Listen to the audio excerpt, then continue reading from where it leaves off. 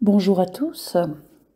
Dieu m'a mis à cœur, par rapport au thème sur la vie dans l'esprit, dans les temps difficiles, de vous parler de l'aigle, qui me semble être un symbole concret de la marche par l'esprit. Je me suis de ce fait intéressée d'une façon assez concrète sur le sujet. J'ai glané quelques informations sur le net au sujet de l'aigle. Je pense qu'ils seront assez intéressantes par rapport à ce thème-là. Nous allons commencer par regarder plus précisément l'image de l'aigle. C'est le roi des oiseaux et il n'est pas pris par hasard dans la Bible, car le symbole de l'aigle, c'est la force, la grandeur, la victoire et la royauté. Il symbolise aussi la puissance, la stabilité, la maintenance, l'endurance, la persévérance. Il représente les idées de beauté, de prestige. C'est un oiseau de proie et qui est considéré comme impur. Mais en Jésus, nous sommes rendus purs. Nous pouvons constater que les caractéristiques de l'aigle correspondent à l'image de la vie chrétienne. Il est majestueux et l'aigle se cache dans le creux des rochers. Il possède une vision claire et lointaine et son apprentissage à voler est très interpellant. Et nous voyons dans la Bible que Dieu lui-même n'hésite pas à utiliser l'aigle comme une image de sa personne. Lisons dans Exode 19:4. « Vous avez vu ce que j'ai fait à l'Égypte et comment je vous ai porté sur des ailes d'aigle et amené vers moi. » Et dans Deutéronome 32:11, « Pareil à l'aigle qui éveille sa couvée, voltige sur ses petits, déploie ses ailes, les prend, les porte sur ses plumes. » Ces deux versets qui parlent de l'aigle, me semble-t-il, sont dans la notion de la marche dans l'esprit. Ésaïe 40:31. « Mais ceux qui se confient en l'Éternel renouvellent leur force. Ils prennent le vol comme les aigles, ils courent et ne se lassent point. Ils marchent et ne se fatiguent point. » Proverbe 23:5. « Veux-tu poursuivre du regard ce qui va disparaître ? Car la richesse se fait des ailes, et comme l'aigle, elle prend son vol vers les cieux. » Étudions maintenant les caractéristiques de l'aigle. Premièrement, nous voyons que l'aigle vole très haut. Il est l'un des oiseaux qui volent le plus haut. C'est sa nature qui le pousse à voler ainsi, contrairement aux autres oiseaux, car plus on vole haut, plus notre perspective change et plus on a la capacité de voir les différentes possibilités. L'aigle, par le fait de prendre constamment de l'altitude, cela lui permet de voir de loin et n'est pas de ce fait limité par les obstacles qui sont devant lui, et il peut ainsi voir les différentes possibilités qui s'offrent à lui, qui peuvent être cachées si on ne s'élève pas. Ainsi, les obstacles et les circonstances ne bloquent pas l'aigle et ne déterminent pas son avenir. À travers ça, nous pouvons voir que le Seigneur nous exhorte à prendre aussi de l'altitude comme l'aigle. Cela veut dire, dans notre marche avec le Seigneur, nous devons aller plus loin, plus haut, en prenant de la hauteur et saisir par la foi les paroles que l'Éternel a posées sur notre vie. Et ainsi élargir notre champ de vision et les perspectives qui s'offrent à nous, qui ne sont pas déterminées par les obstacles, ni les circonstances, ni ce que certaines personnes peuvent dire de nous, qui tenteront de nous ralentir, nous faire échouer et parfois même nous détruire. Un chrétien aigle se conduit ainsi. Il est en instance et constante relation avec Dieu, qui lui communique sa vision. Ses pensées sont tournés vers le ciel. Lisons Matthieu 6,33 qui nous exhorte à chercher premièrement le royaume et la justice de Dieu, et toutes ces choses vous seront données par-dessus. Et 1 Corinthiens 6,17 nous dit que celui qui s'attache au Seigneur est avec lui un seul esprit. Et Éphésiens 2,6, il nous a ressuscités ensemble et nous a fait asseoir ensemble dans les lieux célestes en Jésus-Christ. L'aigle est un oiseau qui vole seul. C'est le seul oiseau qui ne vole pas en groupe, mais qui évolue seul. Tel l'aigle, le chrétien ne craint pas d'être solitaire et ne passe pas forcément beaucoup de temps avec les hommes, mais avec Dieu. Il n'a pas besoin de la multitude pour lui dire quoi faire, pour le guider, car il a à l'intérieur de lui-même une vision, un objectif qui ne dépend pas du soutien des autres, car il a le désir d'avancer, d'aller plus loin, d'aller dans sa destinée, quelles que soient les circonstances. Et il ne se laisse pas bloquer par son entourage, même s'il doit être seul. C'est lié à l'intimité avec Dieu, car dans l'intimité avec Dieu, nous connaissons notre Dieu, les directives de Dieu, la volonté de Dieu pour notre vie. Et ça nous permet de nous former à la discipline du Christ qui aimait se retrouver seul après avoir accompli la volonté de Dieu. Et nous pouvons le constater dans notre vie, que Dieu nous forme souvent dans les déserts, quand nous sommes seuls, pour que nous développions notre intimité avec lui, afin de mieux le connaître. Nous pouvons le lire dans Osée 2,14. C'est pourquoi, voici, je veux l'attirer et la conduire au désert, et je parlerai à son cœur. Ne négligeons pas ces temps d'intimité seul avec Dieu. Et il se peut que nous devions apprendre à être abandonnés et de devoir l'accepter. Car souvent, quand Dieu voudra faire avec nous quelque chose d'exceptionnel, il nous séparera des gens qui nous encombrent, afin que nous atteignions notre destinée. Nous avons par exemple l'exemple de Noé, seul avoir reçu de Dieu la révélation du déluge, seul dans la construction de l'arche pendant que les autres se moquaient de lui. Mais au final, il a eu le succès et la vie. Nous voyons aussi avec l'histoire d'Abraham, seul, qui se séparera de la maison de son père, et il se décida à aller où Dieu lui indiqua. Nous avons également l'exemple de Joseph, qui a été trahi et abandonné par ses frères et vendu, qui avait pourtant une grande destinée dans le plan de Dieu. Donc, pour aller plus loin et dans les hauteurs, évoluer au-delà de l'ordinaire, atteindre des sommets dans ce que nous faisons, cela se passe parfois par l'apprentissage à rester seul. C'est apprendre aussi la capacité de sortir de la foule, d'aller à l'encontre d'une pensée majoritaire quand on a reçu la conviction de Dieu d'être sur le bon chemin.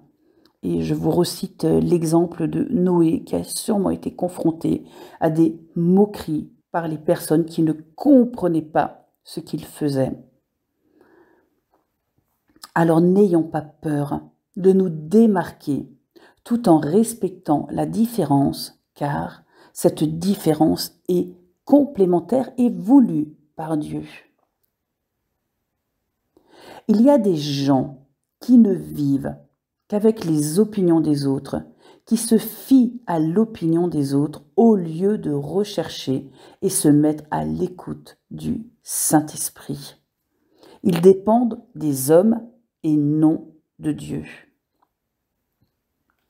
Jérémie 17,5 nous dit « Ainsi parle l'Éternel, maudit soit l'homme Qui se confie dans l'homme, qui prend la chair pour son appui, et qui détourne son cœur de l'Éternel? Et nous voyons également à plusieurs reprises Jésus dire dans l'évangile de Matthieu, au sujet de tous ceux qui cherchent l'approbation de l'homme, ces hommes-là ont leur récompense. C'est la récompense des hommes. Mais il nous exhorte à rechercher les récompenses dans le ciel, dans Matthieu 6, 1. Gardez-vous de pratiquer votre justice devant les hommes pour en être vus, autrement vous n'aurez point de récompense auprès de votre Père qui est dans les cieux. Et dans le verset 4, la fin, il est dit, « Et ton Père qui voit dans le secret te le rendra. » En effet, il y a un temps pour être avec les autres parce que Dieu utilise son corps pour nous édifier, nous exhorter et nous aider à grandir. Mais il y a aussi un temps où il faut se séparer des autres et se livrer totalement et faire confiance à Dieu. Nous voyons l'exemple de Jésus. Il y avait des temps où il était avec ses disciples et il y a eu des temps où il devait se séparer de ses disciples. Pour atteindre sa destinée, pour atteindre la croix, il fallait qu'il soit seul. Il arrivera des moments où notre famille, nos proches, ne pourront comprendre où Dieu veut nous mener, vers quel succès Dieu veut nous propulser. Être seul spirituellement ne veut pas dire forcément se séparer physiquement des autres, mais c'est surtout cette intimité où Dieu t'enseigne, te parle, te donne des directives dans le secret de ta chambre. Et nous pouvons nous appuyer sur ces merveilleuses promesses de Dieu dans sa parole lorsque nous sommes seuls. Lisons Deutéronome 31, 8. « L'Éternel marchera lui-même devant toi. Il sera lui-même avec toi. Il ne te délaissera point. Il ne t'abandonnera point. Ne crains point et ne t'effraie point. » Ésaïe 41, 10. « Ne crains rien, car je suis avec toi. Ne promène pas des regards inquiets, car je suis ton Dieu. Je te fortifie, je viens à ton secours. Je te soutiens de ma droite triomphante. » Josué 1,5. « Nul ne tiendra devant toi tant que tu vivras. Je serai avec toi comme j'étais avec Moïse. Je ne te délaisserai point, je ne t'abandonnerai point. » Troisièmement, nous voyons que l'aigle fréquente des aigles. L'aigle a cette particularité de constamment fréquenter des aigles. Il ne fréquente pas des pigeons, des poules, etc. Mais il pense comme un aigle et ne se sent bien qu'avec des aigles. Nous de même, nous avons besoin de fréquenter des aigles pour être tirés vers le haut et qui nous aident à élargir notre façon de penser et qui nous aident à voir les différentes perspectives. Alors entourons-nous de personnes remplies de l'esprit, qui vont nous encourager, qui vont semer des paroles de vie et qui vont libérer le potentiel que Dieu a mis en chacun de nous. Ils raisonnent et regardent avec les yeux de Dieu, avec foi dans ce que Dieu peut accomplir. Nous avons tous dans notre entourage des personnes qui nous font perdre de l'altitude et qui nous tirent vers le bas et qui diminuent notre croissance, qui mettront en avant nos faiblesses, nos erreurs et qui ne croiront pas en nous et qui tenteront de nous décourager. Parfois, ça partira d'une bonne intention, souvent ce sera de l'incrédulité, parfois de la jalousie. Mais cherchons plutôt à fréquenter des aigles et à devenir des aigles pour d'autres personnes. Dans 1 Corinthiens 15, 33, nous pouvons lire « Ne vous y trompez pas, les mauvaises compagnies corrompent les bonnes mœurs. Et dans Matthieu 15, 14, laissez-les, ce sont des aveugles qui conduisent des aveugles. Si un aveugle conduit un aveugle, ils tomberont tous deux dans une fosse. Nous voyons en quatrièmement que l'aigle prend soin de ses petits et les entraîne à agir seuls. Lisons le passage de Deutéronome 32, 11. Pareil à l'aigle qui éveille sa couvée, voltige sur ses petits, déploie ses ailes, les prend, les porte sur ses plumes. Et le livre de Romains, chapitre 15, verset 1 nous dit « Nous qui sommes forts, nous devons supporter les faiblesses de ceux qui ne le sont pas et ne pas nous complaire en nous-mêmes. » Et dans Éphésiens 4, nous voyons que Dieu a établi les différents ministères. Et dans le verset 13, nous pouvons lire « Jusqu'à ce que nous soyons tous parvenus à l'unité de la foi et de la connaissance du Fils de Dieu, à l'état d'homme fait, à la mesure de la stature parfaite de Christ. » Un aigle va te fortifier, va t'aider à grandir, à exprimer tout le potentiel que Dieu a mis en toi et il va t'emmener plus loin. Et quand nous avons atteint ce stade de maturité, nous devenons nous-mêmes des aigles pour les plus petits et les plus faibles. Un aigle tire vers le haut. En 5, nous voyons qu'un aigle vole à travers la tempête. Quand souffle le vent, une forte tempête, tous les oiseaux ont tendance à fuir et aller se cacher dans leur nid. Mais aussi surprenant, l'aigle est fort différent. Il ne se cache pas face à une tempête. Au contraire, il est même attiré et fonce dans les corridors de cette tempête. Il n'est pas effrayé par la tempête. L'aigle cherche le noyau de ce courant aérien. Et dans cet exercice où il perce le vent pour arriver à atteindre le noyau de la tempête, une fois ce noyau trouvé, il déploie ses ailes, ce qui lui permet de s'élever encore plus haut, voire au-dessus du courant de la tempête. Il se sert de la tempête pour se propulser. Ce qui était pour lui un défi devient une opportunité qui d'abord le forme, puis enfin le propulse. Il a appris à utiliser les circonstances de la tempête. Nous de même, dans la tempête, nous apprenons à découvrir le potentiel que Dieu a placé en nous. Lisons 1 Pierre 4,12. Bien-aimés, ne soyez pas surpris comme d'une chose étrange qui vous arrive, de la fournaise qui est au milieu de vous pour vous éprouver. Réjouissez-vous au contraire de la part que vous avez aux souffrances de Christ, afin que vous soyez aussi dans la joie et dans l'allégresse lorsque sa gloire apparaîtra. Si vous êtes outragés pour le nom de Christ, vous êtes heureux, parce que l'Esprit de gloire, l'Esprit de Dieu repose sur vous.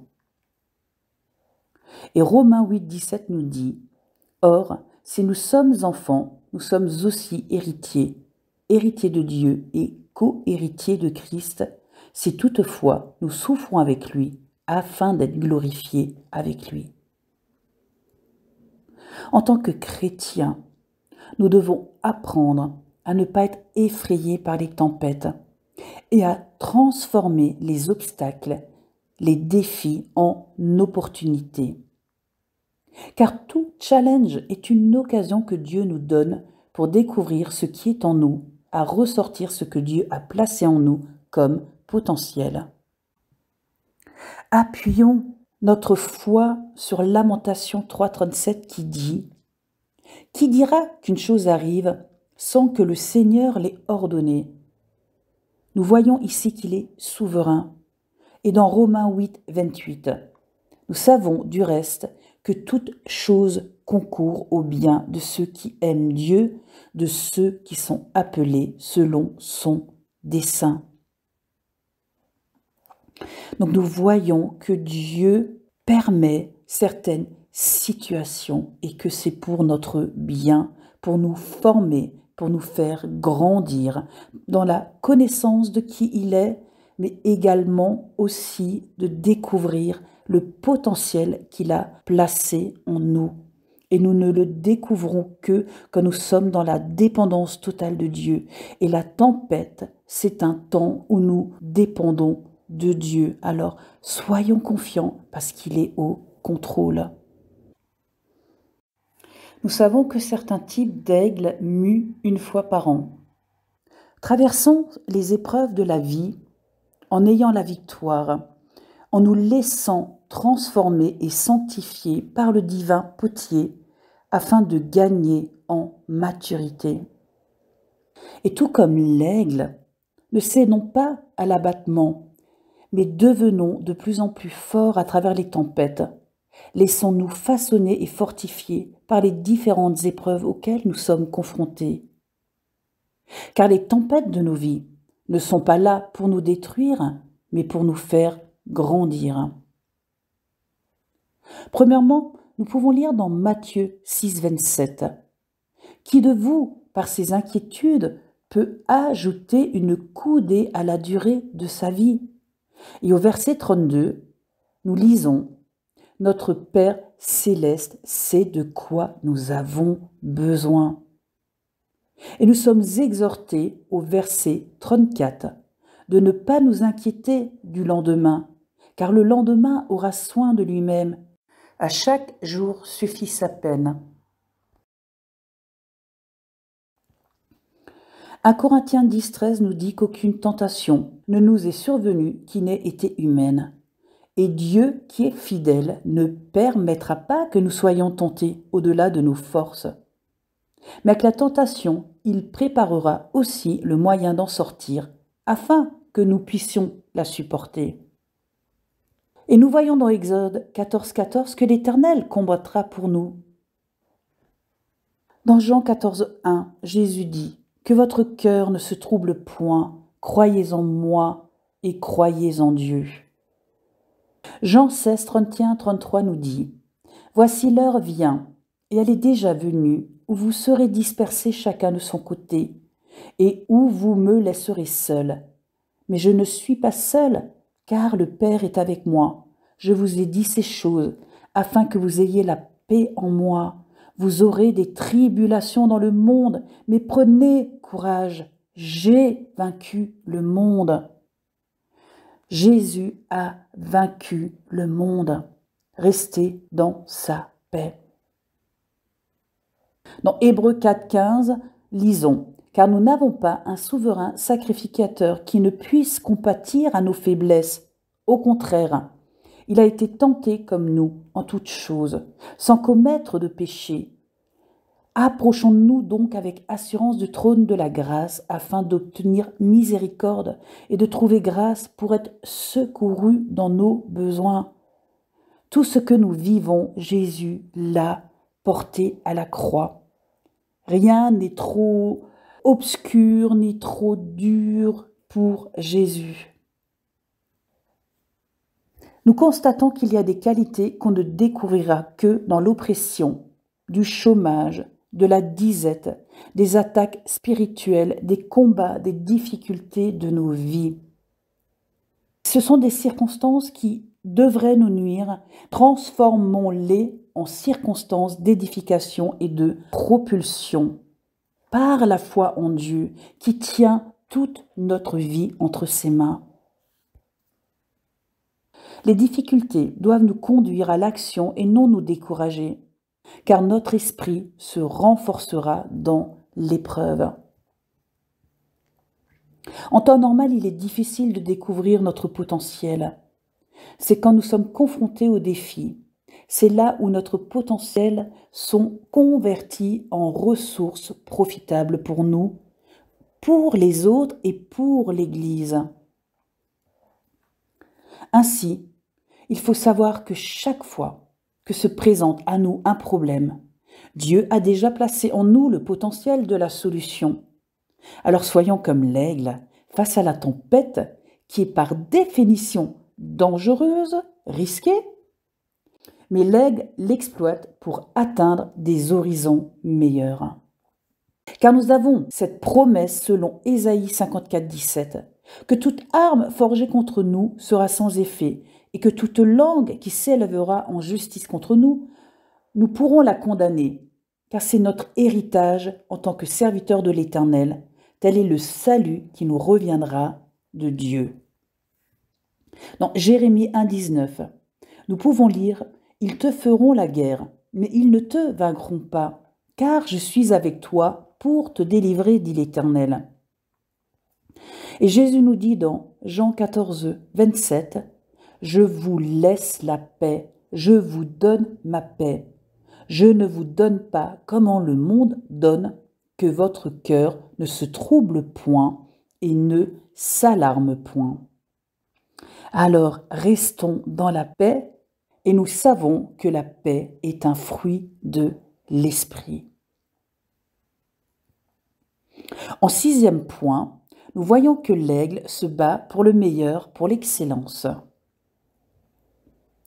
L'aigle peut vivre longtemps entre 60 et 80 ans, mais il vise toujours ce qu'il y a de meilleur, l'excellence.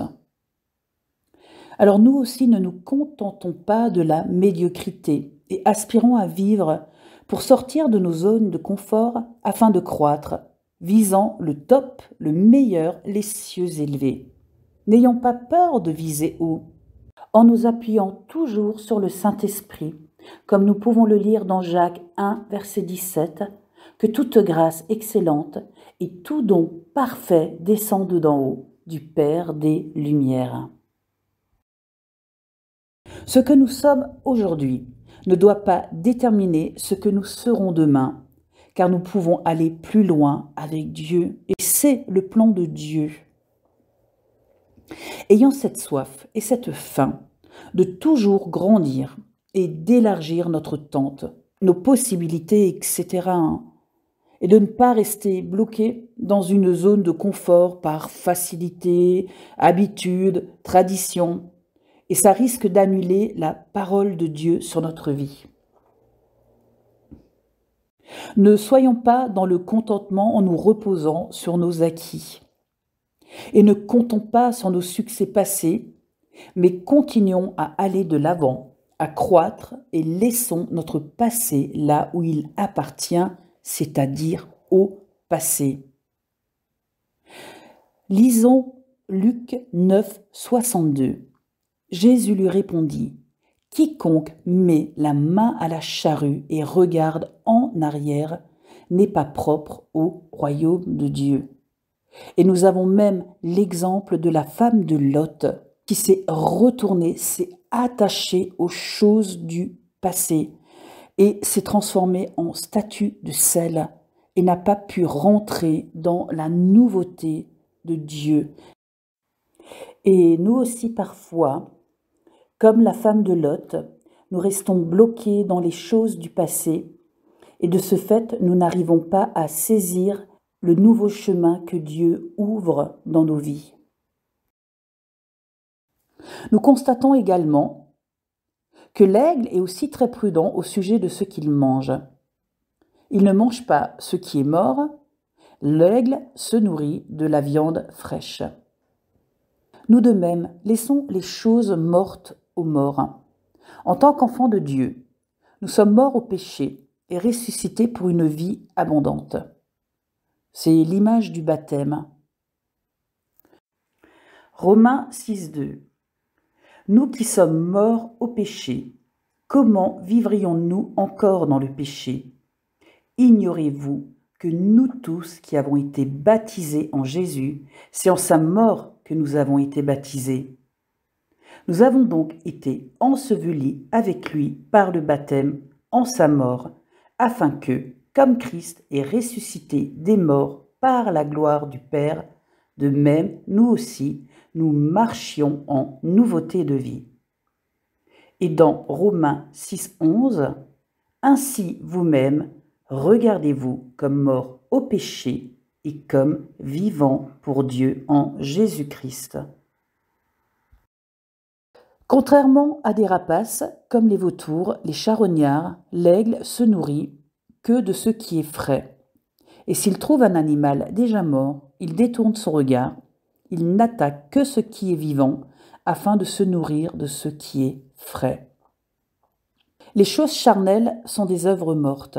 Alors ne nous nourrissons pas de choses charnelles, comme dans Galates 6,8 nous pouvons lire « Celui qui sème pour satisfaire sa propre nature récoltera d'elle la ruine, mais celui qui sème pour l'esprit récoltera de l'esprit la vie éternelle. » Nous voyons dans Romains 8,6 « De fait, la nature humaine tend vers la mort, tandis que l'esprit tend vers la vie et la paix. » Les œuvres de la chair se tournent vers la mort. Et dans Romains 13,14, nous sommes exhortés à nous revêtir du Seigneur Jésus-Christ afin de ne pas avoir soin de la chair pour en satisfaire les convoitises. Et nous voyons que la parole est vivante et qu'elle apporte la vie.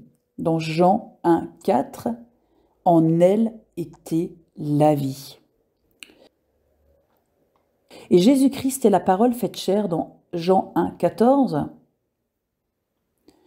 Jean 6,53 nous dit « En vérité, je vous le dis, si vous ne mangez la chair du Fils de l'homme et si vous ne buvez son sang, vous n'avez point la vie en vous-même. »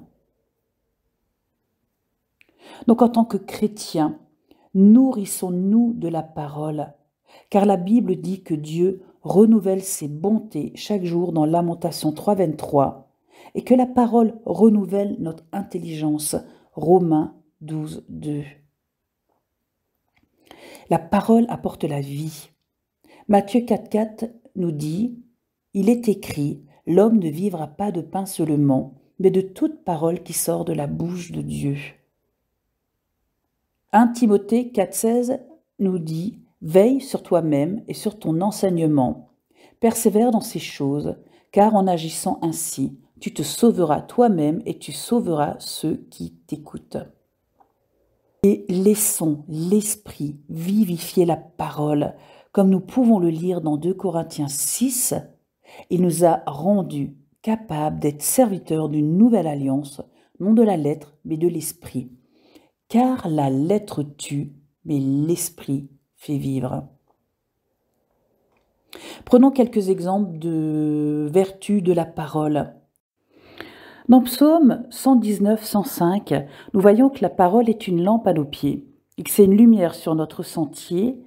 Et au verset 9, nous voyons qu'elle purifie le sentier lorsque nous nous dirigeons d'après la parole. Dans Jean 17,17, nous voyons que la parole est la vérité et qu'elle sanctifie par sa vérité. Dans Jean 8,31, nous voyons que si nous demeurons dans sa parole, nous sommes vraiment ses disciples, nous connaîtrons la vérité et la vérité nous affranchira. Et Hébreux 4,12 nous dit que la parole de Dieu est vivante et efficace, qu'elle est plus tranchante qu'une épée, quelconque à 2 tranchants, qu'elle est pénétrante et elle sépare âme et esprit, jointure et moelle, elle juge les sentiments et les pensées du cœur. Et dans Ésaïe 55,11, nous voyons que la parole qui sort de la bouche de Dieu ne retourne point sans avoir exécuté sa volonté et accompli ses desseins. Nous voyons également que l'aigle a une vision très puissante. L'aigle a une vue perçante qui lui permet de repérer les proies à distance. Il a une vision de 360 degrés et sa vision est de ce fait très large et permet ainsi d'avoir une perspective différente de la vie, alors que la plupart des gens ont une vision limitée des œillères, ils ne pensent pas qu'il puisse y avoir autre chose, ils ne voient pas plus loin. Voir large, c'est ne pas se limiter à regarder à ce que l'on voit, mais c'est voir d'autres possibilité d'explorer d'autres possibilités. Nous avons également besoin d'élargir notre vision dans les différents domaines de notre vie et d'avoir une vision à long terme. Avoir une vision pour savoir où aller et où ne pas aller. Ne pas avoir de vision, c'est être comme un bateau sans gouvernail. Apocalypse 3 nous conseille, dans le chapitre 3, verset 18, d'acheter un collier pour oindre nos yeux afin que nous voyions. Avoir une bonne vision, c'est aussi reconnaître nos faiblesses et nos forces. Dieu nous utilise malgré nos faiblesses, ce qui permet de nous maintenir dans l'humilité et la dépendance de Dieu. Comme nous pouvons le lire dans 2 Corinthiens 12, 9, il m'a dit « Ma grâce te suffit, car ma puissance s'accomplit dans la faiblesse. » En comparaison à l'homme, l'aigle voit 7 fois plus. Il perçoit même des détails à des kilomètres. Il voit très loin, il parvient à voir ce qui est caché aux autres. Il a une vue exceptionnelle et sa vue est perçante. Demandons à l'Éternel une vision claire du royaume, en nous mettant à l'écoute de l'Esprit de Dieu. Dans 1 Corinthiens 2, 11, « Lequel des hommes, en effet, connaît les choses de l'homme, si ce n'est l'Esprit de l'homme qui est en lui?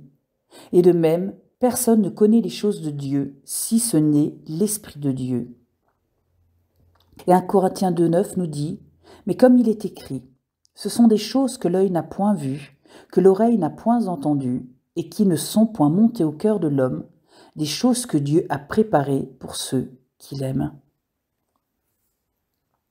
Ainsi est tout homme qui se confie en Dieu. Rien ne lui est caché. Il reçoit des visions divines.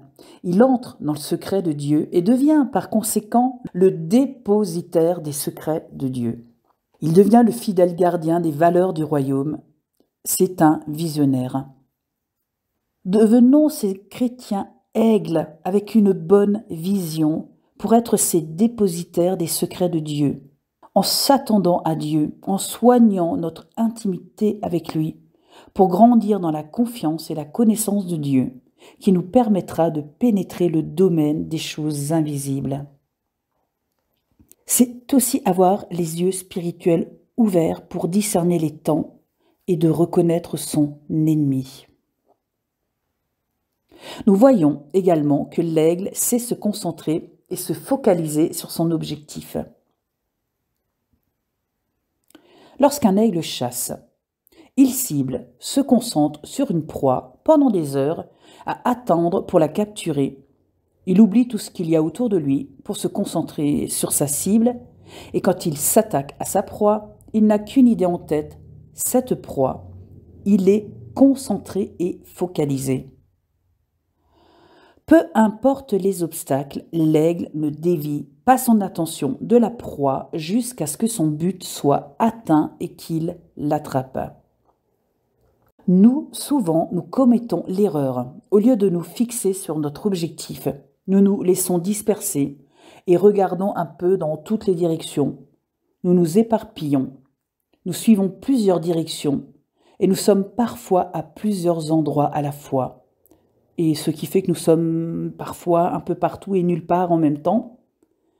Et nous manquons souvent le but, entraînant ainsi l'échec de ce que nous entreprenons. Ça nous empêche de grandir et de prospérer et ça altère souvent notre confiance. Il faut que nous ayons cette vision de l'aigle afin de rester concentrés, peu importe ce que peuvent être les obstacles auxquels nous faisons face, afin que nous réussissions, afin que nous puissions aller loin avec le Seigneur et accomplir notre destinée. Il faut avoir la vision de l'aigle, c'est-à-dire avoir la capacité de se fixer un but et de s'y focaliser. Il s'agit là de la vision que l'on peut avoir de sa propre vie. Se poser la question, quel est mon but et quels sont les moyens pour l'atteindre? Que dit la parole? Quelle est la volonté de Dieu pour ma vie, mon appel? Que veut Dieu pour moi?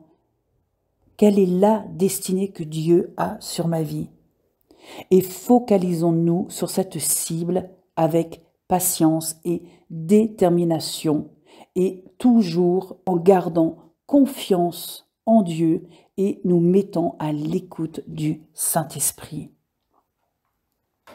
Christ avait pour but la croix. Rien n'a su détourner Jésus de la croix, ni le diable, ni les apôtres à l'image de l'apôtre Pierre lorsqu'il dit à Jésus « Cela ne t'arrivera pas », ni le supplice de la croix, comme nous le voyons dans le jardin de Gethsémani lorsque Jésus a eu des grumeaux de sang et qu'il implore le Père et il accepte de se soumettre à sa volonté. Il est allé jusqu'à la mort de la croix pour le salut de l'humanité, car c'était son but et il est resté focalisé sur cet objectif.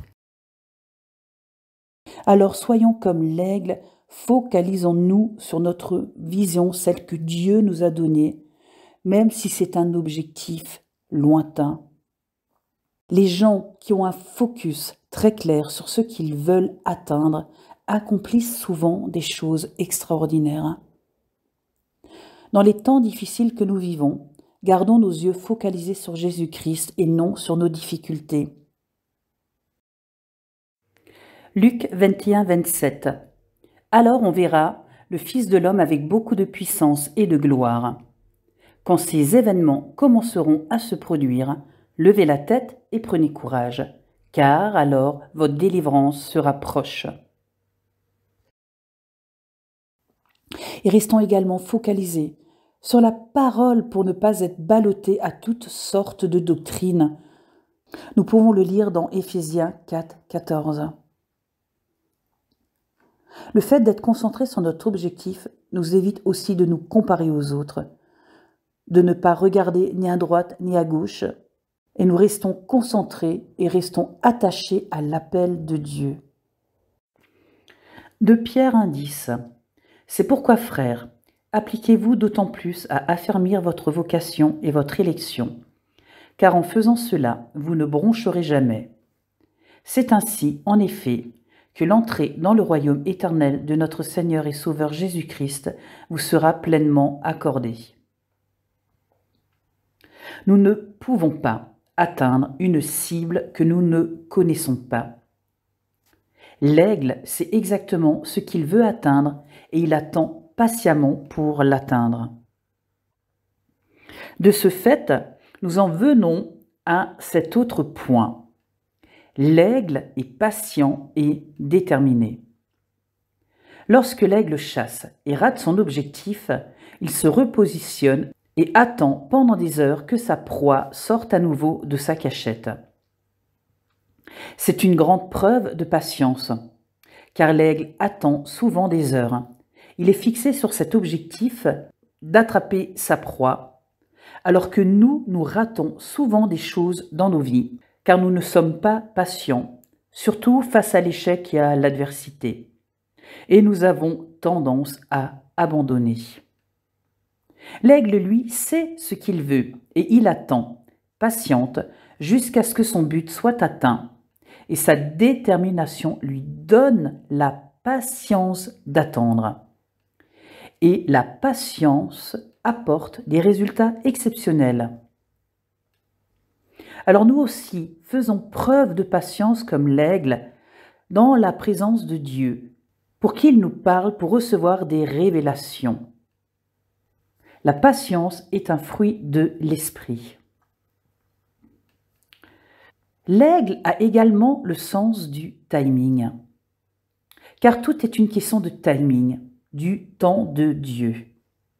On peut connaître notre appel, avoir des projets et agir dans le mauvais timing. L'aigle, lui, a compris le timing. Il peut être perché pendant des heures, s'envoler. Il a comme un thermomètre intérieur qui lui permet de détecter la bonne température de l'air. Et il prend son envol quand les conditions sont parfaites. Et quand il s'envole, il vole automatiquement beaucoup plus haut que les autres oiseaux, car il se sert des vents et des courants d'air chaud pour prendre son altitude, car il a détecté le bon moment pour le faire et tiré profit de la situation. Et de ce fait, il s'épuise beaucoup moins que les autres oiseaux qui volent dans des conditions qui ne sont pas optimales. Il attend le timing parfait et s'envole. Alors, quels que soient nos projets, mettons-nous devant Dieu afin de discerner et chercher à savoir si nous sommes dans le bon timing de Dieu. Pas en avance ni en retard. Et cherchons à faire les bonnes choses, mais cherchons également le bon timing pour les faire, pour agir, pour pouvoir rester dans le repos de Dieu. Nous voyons que l'aigle plane et se laisse guider par le vent. Après avoir été propulsé par le vent de la tempête, l'aigle se laisse guider par le vent. Il suit la direction du vent. En tant que chrétiens, nous devons également nous laisser conduire par le vent du Saint-Esprit. Tout comme le peuple de Dieu dans le désert suivait la direction de la colonne de feu ou de la colonne de nuée, quand celle-ci s'arrêtait, il s'arrêtait. Il est triste de constater que combien d'enfants de Dieu, des serviteurs de Dieu, se sont égarés simplement parce qu'ils n'ont pas suivi la direction du Saint-Esprit. Nous voyons dans la parole que le Saint-Esprit peut empêcher de faire des choses. Donc soyons toujours à l'écoute du Saint-Esprit. L'aigle peut voler dans le ciel sans effort, tout comme le chrétien qui se laisse porter par l'Esprit Saint. Nous pouvons lire dans Zacharie 4,6 « C'est ici la parole que l'Éternel adresse à Zorobabel.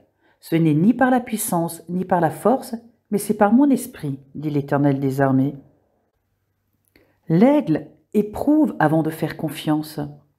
C'est un oiseau qui observe et qui guette et qui analyse avant d'engager une action. Jérémie 17,5 nous dit « Maudit soit l'homme qui se confie en l'homme. » Quand on est en face de quelqu'un, même qui se dit notre frère en Christ, il faut l'éprouver. Lisons également 1 Jean 41. « Bien-aimés, n'ajoutez pas foi à tout esprit, mais éprouvez les esprits pour savoir s'ils sont de Dieu, car plusieurs faux prophètes sont venus dans le monde. » Et nous sommes exhortés à examiner toutes choses dans 1 Thessaloniciens 5, 21. Car il s'élèvera de faux Christ et de faux prophètes, dans Matthieu 24, 24. Et dans Matthieu 24, 11, nous voyons qu'ils séduiront beaucoup de gens.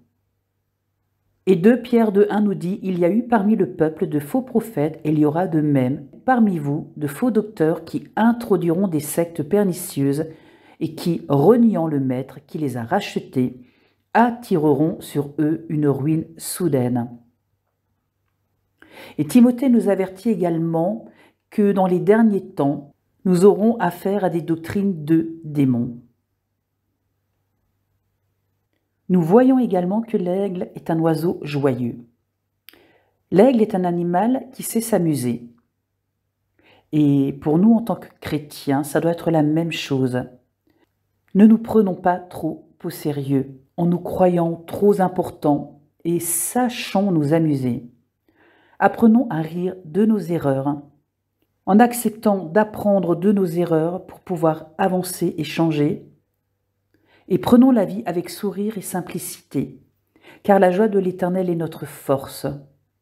Donc soyons joyeux de la joie de Dieu et non de celle du monde et de ses excès. Acceptons de redevenir comme des petits enfants. La joie est également un fruit de l'esprit. Le plus grand ennemi de l'aigle est le serpent.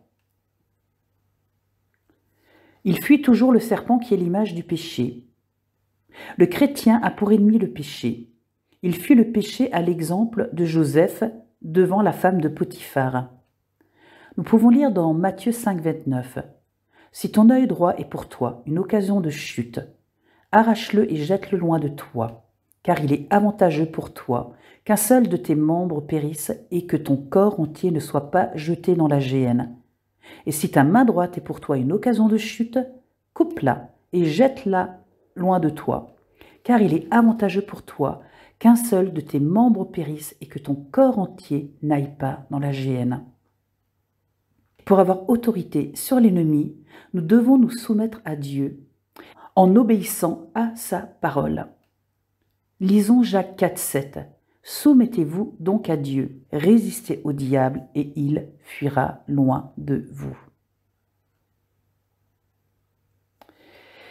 Et pour manifester une marche dans l'esprit, c'est avant tout en manifestant le fruit de l'esprit que nous pouvons lire dans Galates 5, 22. Mais le fruit de l'esprit, c'est l'amour, la joie, la paix, la patience, la bonté, la bénignité, la fidélité, la douceur, la tempérance. La loi n'est pas contre ces choses. Alors que nous puissions nous mettre à l'écoute et nous abandonner totalement dans le Saint-Esprit de Dieu qui nous transforme jour après jour de gloire en aigle pour pouvoir marcher selon l'Esprit. Voilà, cette étude est maintenant terminée. Je vous remercie. Soyez tous richement bénis.